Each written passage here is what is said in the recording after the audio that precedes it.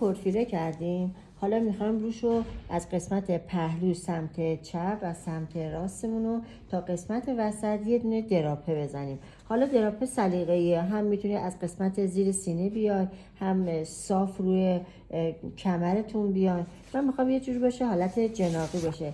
حتما پارچه‌تون باید 100% اوریب باشه. پارچه اوریبو اندازه 4 تا 5 سانتی ها میزنیم. اندازه‌ای که سلیقت میخوای دراپه کنی اینو از سمت پهلو، من الان میخوام از سمت کمرم تا قسمت بالا یه چیز 12 تا برم پایین، وسط دراپم هم وسط کمرم باشه.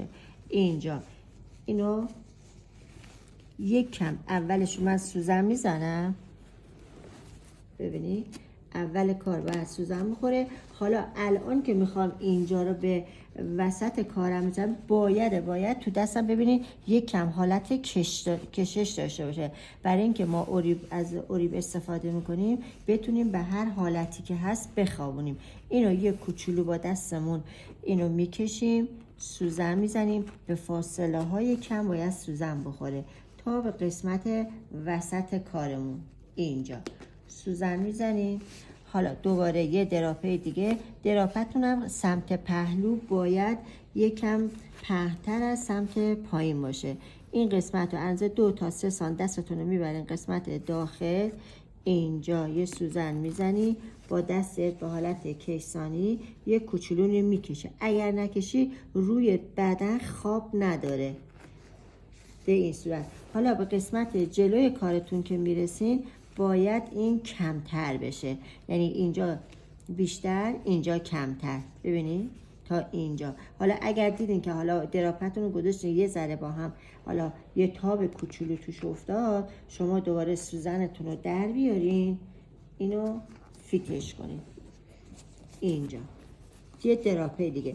حالا ببین من الان میخوام دراپه بزنم، قسمت اینجا پارچه کم دارم. این قسمت که پارچه کم دارم اگر بخوام این پارچه رو الان اینجوری تا بزنم میتونم اینجوری تا بزنم تا اینجا، ولی یه ذره تو این که میخوام بکشم فکر نمی کنم تاب خیلی قشنگی بهمون بده. پس اینو الان میذاریم کنار، از یه پارچه اوریب دیگه استفاده میکنیم. اینو دوباره اینو تا میزنم، البته زیر اینو یه قسمتشو قیچی میکنم، اندازه 2 تا 3 سانتشو قیچی میکنم.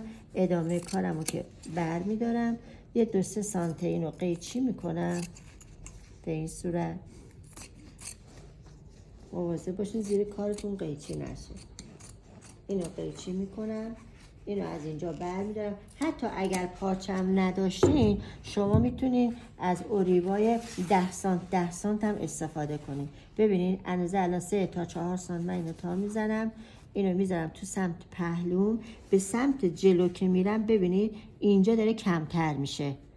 این باید یه نمای زیبایی هم بهش بدیم. هدفمون این نباشه که فقط بخوایم اینو پرش کنیم، باید با دستتون طراحی کنیم.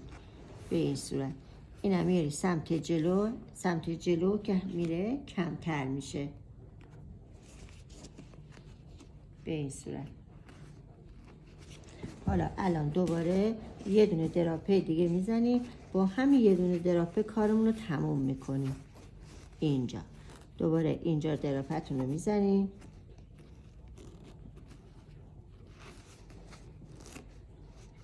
قسمت جلوی کار باید دیگه اینجا صفر بشه.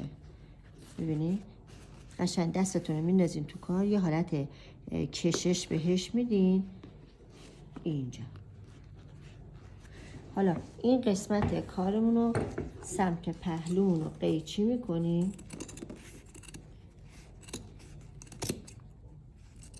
سمت پهلو رو قیچی میکنیم.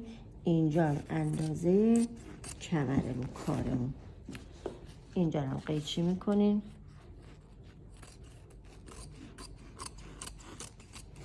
به این صورت اینجا به این حالت. حالا اینو اصلا به هیچ عنوان نباید زیرش رو زانفیس بذارین که با زانفیس بچسبه. باید اینو از اینجا یه بخار میگیری، تختش هم نمی کنی، فقط در حد یه بخار با دستتون اینجوری میکنی. اینو اینجوری برمیگردونی، از این قسمت زیر اینو بس میزنی که این حرکت نکنه. اصلا از زانفیس استفاده نکنین، لابلای اینو بس میزنین که حالا من الان بس میزنم نشونتون میدم. این الان از این طرف، حالا سمت بعدیمونم دوباره دراپه میزنم میارم قسمت وسط کارم. هم میتونین وسط کار بیارین، حالا دوست نداشته باشین جناقه تیز باشه میتونین بیارین تا اینجاها. یه مدل خاصی هم میتونین بهش بدین که حالا امتحان میکنیم میبینیم.